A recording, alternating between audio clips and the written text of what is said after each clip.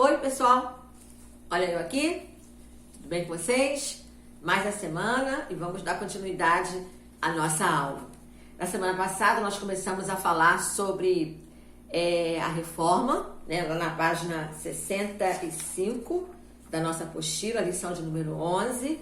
Nós começamos a falar sobre a reforma protestante e nós falamos o que levou à reforma, né? Vocês devem se lembrar muito bem, nós falamos sobre isso, os motivos pelos quais a reforma ela precisou acontecer, ela foi inevitável, os fatores que levaram à reforma, né? E hoje nós vamos falar um pouquinho, na página 66, como estava a sociedade, como estava o mundo no século XVI, na época da reforma.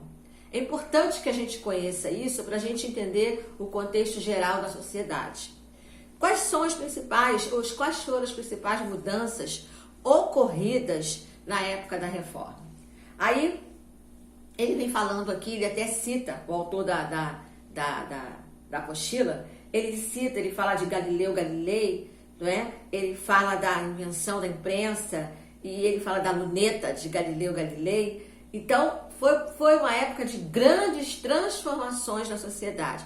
Essa transição da época medieval para a época moderna foi um momento de muitas transições. E eles costumam chamar de renascimento. É a época da renascença que eles costumam chamar, né?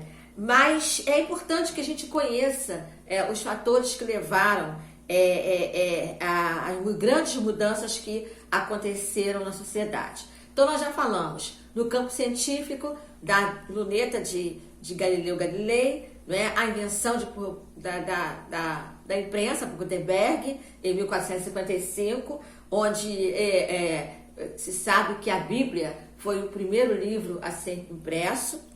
E, claro, a contestação dos dogmas das igrejas. Isso também foi uma grande mudança na época, no século XVI, questionando a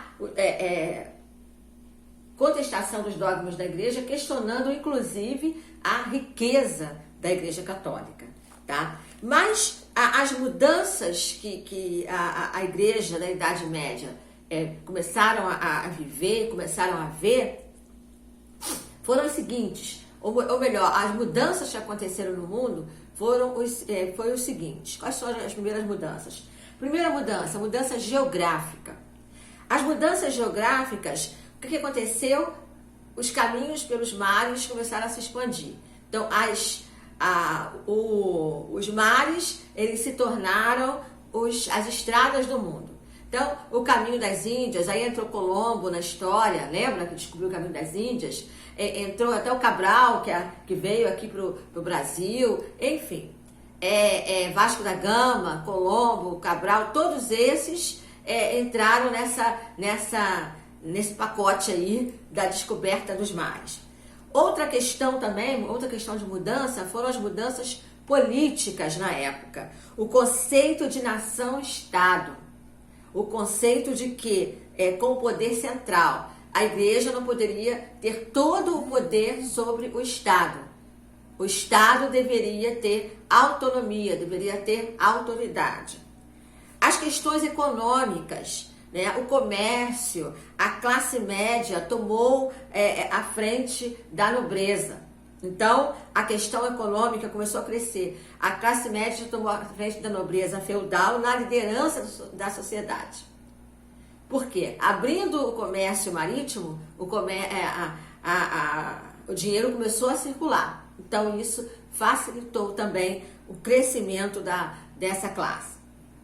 Com isso, levou à mudança social, ou seja, a classe baixa para a classe alta, porque na época da igreja medieval, a classe baixa teria que ser classe baixa pro resto da vida, não teria nenhuma chance de subir para a classe média. Agora não.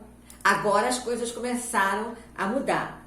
Outra mudança também que teve foi a mudança o quê? Intelectual. Isso aí está lá na nossa apostila, na página 66, quando diz assim: a ênfase renascentista no indivíduo foi um fator preponderante no desenvolvimento do ensino protestante.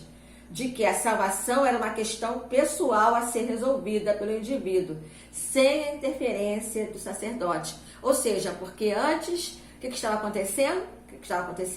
O líder, o bispo, o padre, o papa, ele era o intercessor do homem com Deus. Aqui não, aqui era uma coisa pessoal. Aqui já começou a dizer o seguinte, olha só, você e Deus, você se resolve com Deus.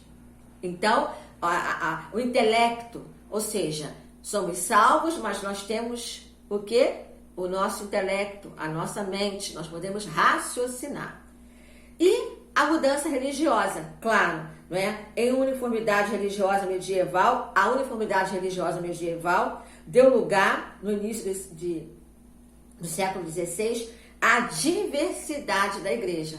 A autoridade da igreja romana foi substituída pela autoridade da Bíblia. Então, a Bíblia se tornou a autoridade central. Isso foi fundamental no que diz respeito à reforma, porque o crente seria agora o seu próprio sacerdote e mentor da sua vida religiosa depois de aceitar Jesus como seu Salvador, pela fé somente. Todos esses fatores contribuíram para a eclosão da reforma protestante. Então, queridos, foi passo a passo. E você percebe que na página 66 e 67, na página 67, nós vamos ver a reforma protestante, ela é analisada por várias óticas de interpretação. Como estavam interpretando, como os historiadores católicos interpretaram a reforma, interpretaram uma forma a reforma como uma heresia que Lutero inspirada por Lutero, e outros tipos de interpretação. Então, na próxima aula, nós vamos fechar a lição, essa lição, tá? A lição do 11, e nós vamos começar a falar propriamente dito de Martinho Lutero. Vamos dar a introdução na lição 12, falando propriamente dito de Martinho Lutero, tá bom? Então, estudem sobre o Martinho Lutero, estudem sobre a reforma, que eu tenho certeza que você vai aprender muita coisa. A próxima aula estaremos juntos. Fiquem ligados lá no grupo, que nós vamos colocar atividades lá para vocês, tá bom? Fiquem com Deus. Até a próxima.